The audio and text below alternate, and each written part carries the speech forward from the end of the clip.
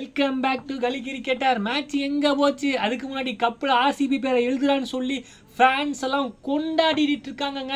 எங்கள் ஊரில் பார்த்தீங்கன்னா பட்டாசுலாம் வெடித்து கொண்டாடினாங்க. எஸ், இந்த வருஷம்னாச்சு ஈசாலா கப் நமது ஆகட்டுங்க.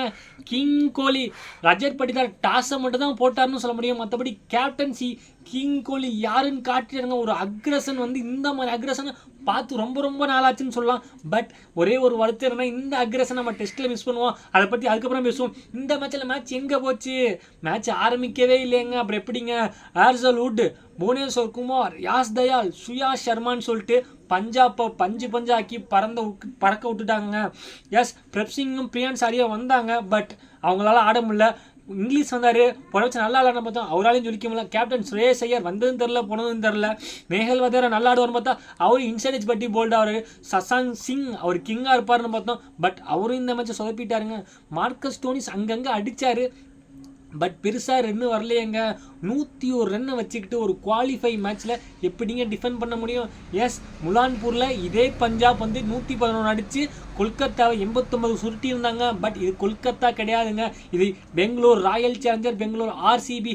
அப்பையும் ஒரு எஃபெக்ட் போட்டு ஜெமிஷன் பார்த்தீங்கன்னா விக்கெட் எடுத்தார், கிங் கோலி விக்கெட்டை.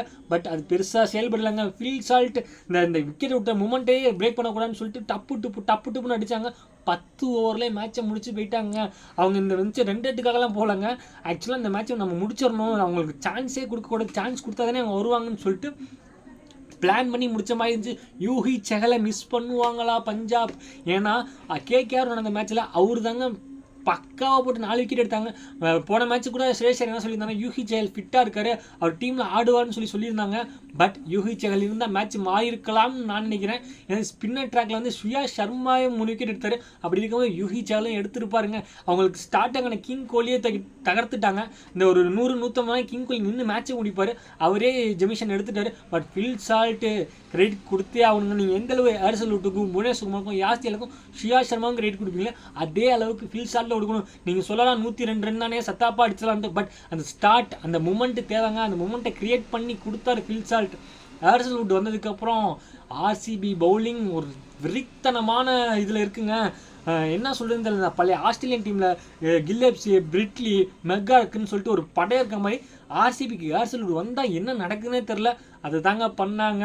பவுலிங்கே கம்ஃபர்டபுளாக மேட்சை ஜெயிச்சிட்டாங்க. பேட்டிங் வந்தாங்க, ஃபீல்டர் அடித்து முடிச்சு போயிட்டாங்க. இதுக்கு அடுத்த மேட்ச் பஞ்சாபுக்கு என்ன பண்ணலான்னு பார்த்தீங்கன்னா, எஸ், பஞ்சாபுக்கு இன்னொரு வாய்ப்பு இருக்குது. நாளைக்கு நடக்க போகிற மேட்ச் ஜிடி வர்சஸ் மும்பையில் யார் ஜெயிக்கிறாங்களோ அவங்களோட அகமதாபாத்தில் ஆடுவாங்க பஞ்சாப். அந்த மேட்ச் பஞ்சாப் ஜெயிச்சு ரிவெஞ்ச் எடுப்பாங்களா அல்லது ஃபைனல் வேற யாச்சும் வருவாங்களான்னு பார்ப்போம். இந்த வீடியோ பிடிச்சா லைக் பண்ணுங்கள். ஐபிஎல் பார்க்கலாம், மறக்காம சேனலை சப்ஸ்கிரைப் பண்ணுங்கள். Thank you guys.